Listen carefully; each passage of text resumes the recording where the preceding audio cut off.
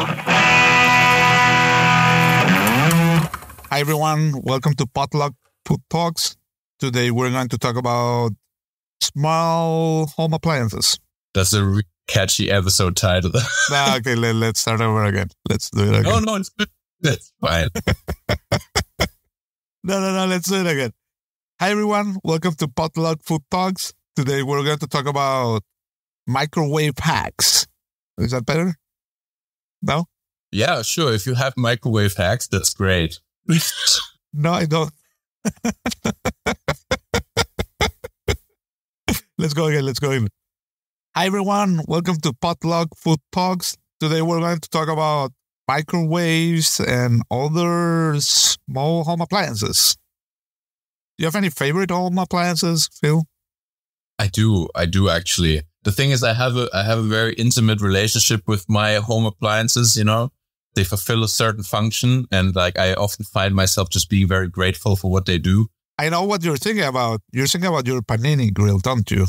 Man, I don't have a panini grill. I was looking at one yesterday, but like I don't have a panini grill at the moment, but a panini grill is just amazing. But I'm especially thankful every day for my kettle. I have a very nice kettle where I can put in the temperature that I want.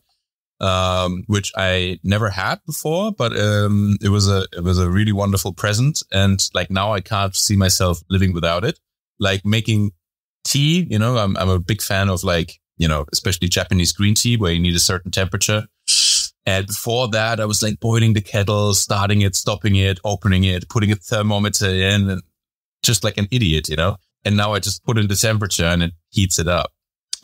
So I'm very grateful for my kettle. Also very grateful for my rice cooker. I bought a really cheap, basic rice cooker. That's not, like you find one in every Asian home, right? Yeah. And I just bought I was looking at like fancy ones and stuff, and they're very cool. They can like braise and all that sort of stuff. I just bought a really cheap rice cooker from a Chinese supermarket here, around the corner of my house for like 40 euros. And it works really great. I eat rice like every second day, and it's so nice. You just wash your rice, put it in. It has such a homey feeling to it. Like I put on the rice, I do like other stuff, you know, I clean the kitchen or whatever, and it's just like bubbling. Everything smells like rice, and the rice is just much better than when you cook it in the pot. It's just the case, you know? Yeah, I agree. Like I had one as a kid in Venezuela, and it was really nice. Do you use a microwave, or what are the uses you give to it? Man, you know, like when I was like a young chef, I was like kind of against microwaves because I thought like, oh, you know, like these kitchens where people put like stuff in the microwave, ding it, and then send it, you know, I thought that was horrible. And that is horrible. I think like that stigma, if I'm not wrong, that's something like the Spaniards changed, because there was like this prejudice that microwave, it gives radiation to your food, and it's only for like home cooks without knowledge, something like that, right? Yeah, exactly. And it's not the case at all. It's just like another way of applying heat to a piece of food, you know, like it has different functions and different ways to use it. But I've learned that there is like for instance, cooking potatoes in the microwave to make mashed potatoes or chickpeas, these kind of things. And then there are like this special like containers with special forks to steam inside the microwave and this kind of. So there is a lot of things that are super interesting to do, which I don't. I usually just make like, you know, like microwave rice or cheap foods that for lazy people. Yeah, I feel like, I feel the same. Like there's like definite uses for a microwave. If I had a microwave at home, which I don't, but if I had one, I would use it, especially to heat up leftover food, right? Like, for example, stuff like lasagna, you know, like when I make lasagna, I always make like more than I can eat in a day. And like putting a piece of lasagna in a microwave and heating it up is just great, because otherwise you have to like put it in the oven or put it in a pan with some water or something. It's just crap. But like, then again, you know, like I feel like you said, there's so many uses for a microwave that I don't actually really know about, like cooking potatoes and stuff like that I feel like would be really, really useful, but I just don't do it. The only like different thing, so to say, which is something a lot of people don't do, is when I need to melt chocolate. I always do it on the microwave. I think it's cleaner and better. Yes. I see people at home like getting this bain-marie. It's really messy, burning the chocolate because they're cooking the water. And the way to do it on a microwave is you just add batches of 30 seconds, just 30 seconds, moving the chocolate, 30 seconds again, moving again. And I think in like 3 the most, you already have it melted, like perfectly melted. Yeah. You have a bread toaster. Do you use your bread toaster? That's another one that you don't have one anymore, but I used to use it a lot. Yes. Yeah. I mean, a toaster is essential. I don't actually have one right now because, for people who don't know me, which is everybody, I've just moved house and I own nothing. So I'm buying things bit by bit. But like, yeah, I think like a toaster is super, super essential also for me anyway. But like I bake bread at home, so like when I bake bread, I have a loaf of bread. The half of the loaf is going to disappear that same day, right? When the bread is fresh. Because I'll eat that for my dinner, I'll just eat the bread with like cheese and butter and whatever. But like the rest, I usually slice and then freeze while it's sliced. Yeah. And then like when I need it, I'll just take slices out and put them straight in the toaster from frozen. And it works perfect. Same. Because I think like fresh bread is amazing the way it is, but like toast is just as amazing, So yeah, toaster is indispensable. And wasn't it you who told me about this, about heating up croissants on top of I did. I talk about it on the sandwich episode, it was quite a revelation, like putting croissants on top of the toaster. And then you have this effect of freshly baked croissant, which is crispy on the outside, and it's amazing. I've also tried it like with these cheap back croissants, and they get better, like a lot better, but they're still cheap croissants. Yeah. I've lately been on a craze for like frozen croissants, from a food supermarket. Just like, man, they've gotten really good, honestly. What a time to be alive. But they're frozen and raw for you to bake. Yes. Oh, nice. And you just pop them in the oven like 20 minutes, and the croissants that come out, they're actually really decent. They're better than like 80% of the croissants you buy in bakeries. But they're pre-baked or like the raw dough that you need to let proof and everything? You don't need to let it proof, but they're raw, completely raw. So they're like top frosted when they're proof. So literally, you just like you pop them in the oven from frozen, and they puff up, crispy, nice, fresh, gooey on the inside, super, super nice. Sounds really good. And my flatmate used to have like a sous vide cooker. How do you call that? Immersive cooking device. Mm-hmm. And that's actually pretty cool to have one at home. You could do your tea there, for instance, if it needs to have like a specific But there are so many applications that you can use for it. For instance, making these perfectly boiled eggs where the egg yolk is still liquid on the inside. Yeah. And it's like a 2-step recipe. You just put things there and you push a button and go away, Yeah. Like I very rarely use sous vide machines ever. I use them for exactly what you said. I use them for infusions.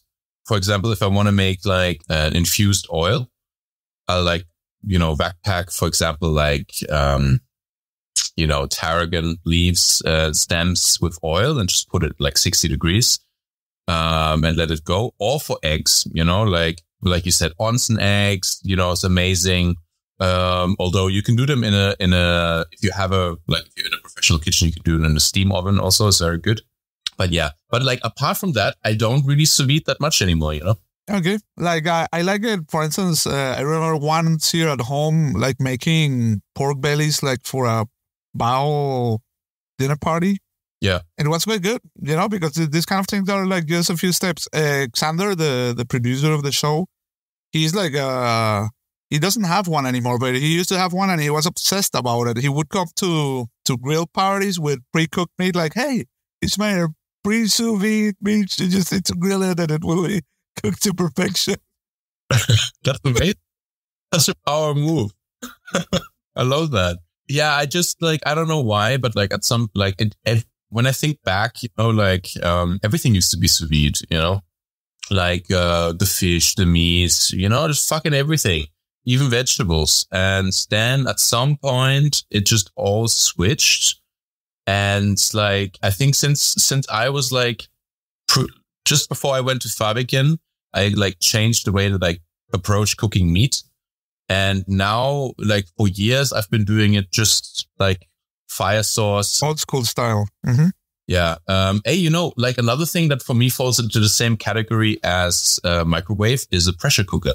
It's the kind of thing where I'm like, I know it's very useful. Oh, yeah. But for some reason, I don't want to have it in my kitchen.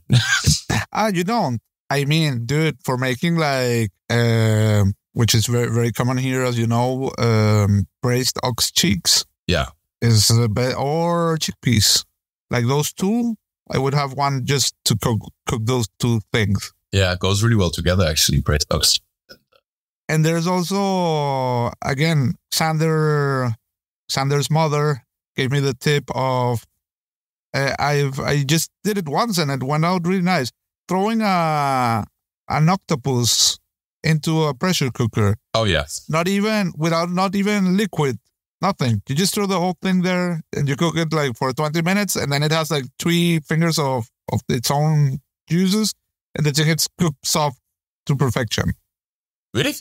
Yeah. Like, I mean, I prefer doing it the traditional way, but this is like a way to, have an octopus in 20 minutes without, That's the thing. It's like I see the point of it. But for example, like ox cheeks, like if I'm making ox cheeks at home, I see myself much more like searing them off, putting them in a roasting tray with like the vegetables, the liquid, putting it in the oven, low and slow. Like I don't know. Like it's not like I'm hating on pressure cookers. I totally know. And like, for example, like in Indian families, I know. Right? It's like pressure cookers indispensable, for like cooking, braising, mutton curries and stuff like that. And like, I get it. I totally get it. And like, Here is also super common here in Spain, probably because of the chickpeas and the stews. But here you will find one in every single home for sure. Yeah. Lentils, these kind of things are very commonly cooked there. Maybe I should get one, for stuff like brisket. It's really nice. Braised brisket. Hey, and we forgot about probably the Ferraris of home appliances that we know from professional kitchens, which is KitchenAid. KitchenAid, okay. I thought you were No, not the KitchenAid. I was thinking about the Thermomix, sorry. But also the KitchenAid is also like, well, what about the KitchenAid first? I've never had a KitchenAid at home, and I think wouldn't use it as much. I think it's more like a restaurant equipment, or, I mean, if you're someone who bakes a lot, or because you can do a lot of things. You can make pasta or grind meat of these kind of things. But these kind of things I never do at home. I personally. Yeah. No, I totally see what you're saying. Like, I think a KitchenAid is very nice for somebody who cooks a lot, because the cool thing, like you said, is that you can have all the attachments. So for people who don't know, KitchenAid is like a device that is basically like a mixer where you can knead dough or whisk with a bowl attachment. But the thing is that you can open like a little hole in the top and you can add loads of attachments, a pasta sheeter, a meat grinder. I think just for the meat grinder, for example, it's like if you're really into cooking, you do this sort of stuff, and you're somebody who wants to like grind meat, you want to make sausages. Like, I think the versatility of it is very cool. Yeah, for sure. Well, you can even, and for me, that's the best way to make ice cream at home. Did we talk about this at the ice cream episode as well, or didn't we? Did you just freeze like a tray with your ice cream mixer, but it has to have a specific amount of sugar? You cut it into cubes and you throw it there and you just let it knead like a dough. And you get like a perfect ice cream, but you will have it just, like for a banquet service where you have like 200 people and you do the whole thing. Because it's not, like you put it in the freezer, it will get super hard. Yeah. But in that moment, it's super creamy and nice. Yeah, that's cool. I've never actually seen that. But like, the dough kneading thing, the whisk is, useful for meringues and whatnot. Meat grinder, pasta sheeter, Mousses, that kind of things. But I was thinking about the Thermomix. I won a Thermomix with a contest. So I had one at home. And after a few months, I gave it to my mom because I just know she will give it lots more of use, because I use it, I don't use it as much, and I use it just to blitz stuff, like most chefs, most chefs, you just add heat and speed, and that's it. Nobody uses programs, nobody steams, nobody stews, but you can do all that on that Thermomix. You can. I've never in my life done anything else but just mix with a Thermomix, or like at temperature. A few times I've added temperature. Few times temperature. Okay. But like so fucking rarely, like, I don't know. It's like, for me, it's kind of like, at one point we, in a restaurant I was working in, we got a new ice cream machine, and the ice cream rep came to explain this fancy ice cream machine. And he was like, okay, so here are the freezing programs, ice cream, sorbet, blah, blah, blah.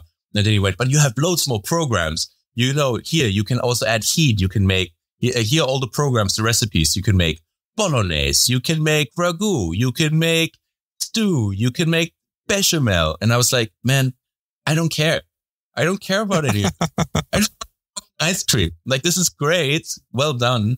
But I'm never going to use this ever. And it's kind of like this with Thermomix. I think Thermomix is good for mixing. It's a good mixer, but it's kind of just too much for what I use it for, Yeah. I mean, it's a super, as you say, for me, it's the best mixer in the market. And like everything else is extra because, but I have used the heat settings. I've never used a program, not a single time. Never, ever. And I know the new ones even have like systems where you can program your shopping. So you get, groceries, and you do it all through the Thermomix interface. That's crazy. But that was working in some cities in the United States. I don't know if it's still working, but I remember reading an article about it. Yeah, that's crazy. That's super interesting. But I've done like lentils and that kind of stuff on Thermomixes. Yeah. Oh, yeah? And yeah, because I had ones at home. I had one at home, and it was, but actually I prefer doing those things traditional method. Those things are mostly for people who don't know how to use a knife, or how to make lentils the normal way. Yeah. Or super busy, home cooks that have families and are super busy, handling a lot of stuff. Come on, man. My grandma used to cook like fucking banquets, while working 2 jobs. I don't know, like, it's not like, too busy. And I don't know, these appliances are really cool, but it's like, put a pot on the stove, make a sofrito, make some lentils, learn how to do that, and then program your mixer afterwards,